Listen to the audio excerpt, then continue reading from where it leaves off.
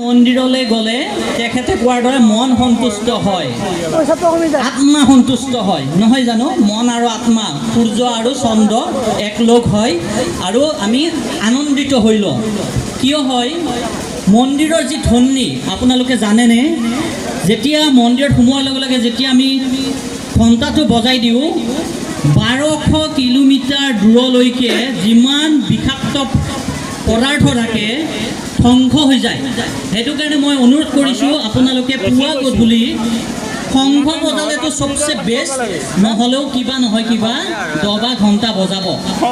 তেতিয়াহ'লে কোনো ধৰণৰ ভাইৰাছ বেয়া তাত থাকিব নোৱাৰে। ইয়াৰ লগতে আৰু এটা কথা মনত আহি গ'ল, এই যে বাইদেউহঁতে চাপৰি বজালে, এইটো কিমান মাহাত্য আছে চাব। আমি নাজানো, বহুতে ভাবে চাপৰি বজালে কিছুমানে লাজ পাই যায়, নহয় জানো? দুজন মানে বজায়, দুজন মানে বহি থাকে।